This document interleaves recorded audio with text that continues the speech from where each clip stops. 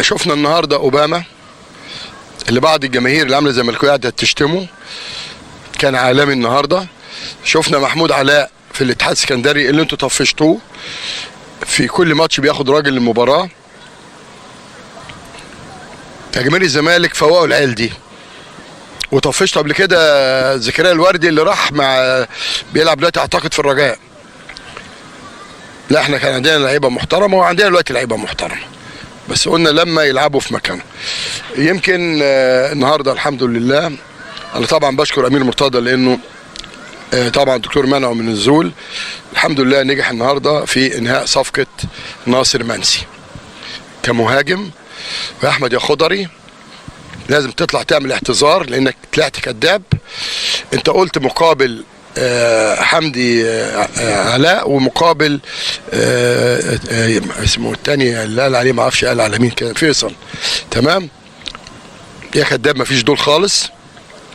دي اعاره لحسام اشرف لمده سنه.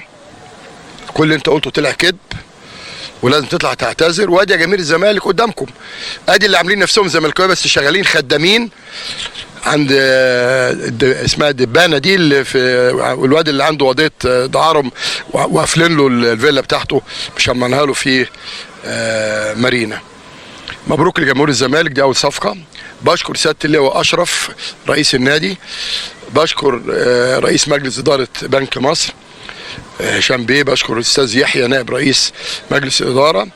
ده نادي محترم وبنك محترم وبيننا وبين بعض تعاون ونتمنى له التوفيق باذن الله. دي اول صفقه خلصت الليله دي الحمد لله. تاني بشكر هذا الرجل المحترم اللي عمل تسهيلات كبيره جدا جدا، واللاعب طبعا يمكن ودع زملائه امبارح. انا عايز اللاعب كده، اللاعب اللي هو يعني تعصره يطلع زمالك. فمبروك يا زملكاويه، كنا محتاجين في المكان ده راس حربه مع سامسون اللي هتشوفوه واللي هتشوفه يا شوبير، وما تجيبش اسم الزمالك تاني على لسانك بدل ما اقطعهولك. وهتشوفوا هداف البطوله العربيه سيف الجزيري، وهتشوف مصطفى شلبي، وهتشوف مش انت قلت اسمه ايه ده عنده ابراهيم، ده ابراهيم عنده اصابه مزمنه كان في ما شاء الله في التمرين امبارح وحش. خليك انت في الخرم اللي انت عندك اللي بياخد 5 مليون بس ما تقدرش تتكلم. مبروك يا جماهير الزمالك، وان شاء الله باذن الله بنشكر كل الناس اللي واقفه مع نادي الزمالك. كل الناس، في ناس كتيره واقفه وما بتحبش تعلن اسمها. ان شاء الله فاضل عندنا صفقتين، انا قلت مش هنعلن الا ما بنخلص. فالحمد لله دي اول صفقه خلصت واحنا محتاجينها. بالنسبه لمستر فيريرا، الناس اللي كانت بتلطم كل يوم مشي فيريرا مشي فيريرا خرب الدنيا، ولا ما خربش الدنيا، لكن هو جه في وقت من الاوقات الدنيا اتعثرت معاه.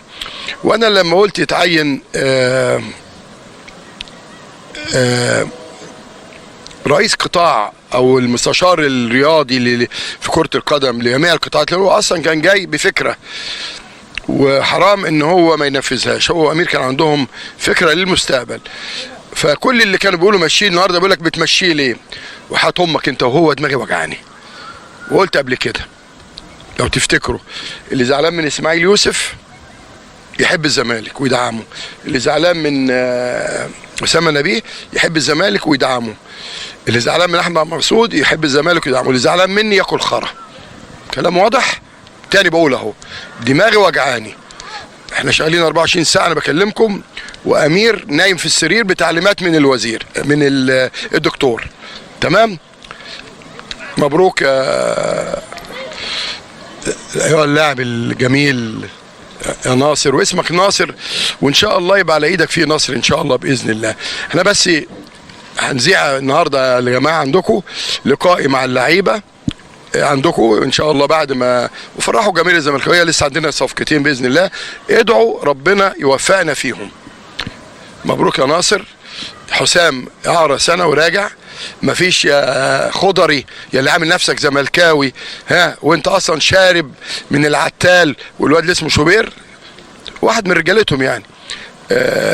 اطلع بقى قول لنا فين بقى ياسين اللي احنا هنبيعه، واسمه ايه دون التاني اللي اسمه حمدي علاء، فين هم؟ كذب في كذب في كذب. اللهم اكفيني شر اصدقائي او اللي عاملين اصدقائي او المحسوبين على الزمالك، اما اعدائي فانا كفيل بتدميرهم ان شاء الله. شكرا، مبروك يا الزملكاويه.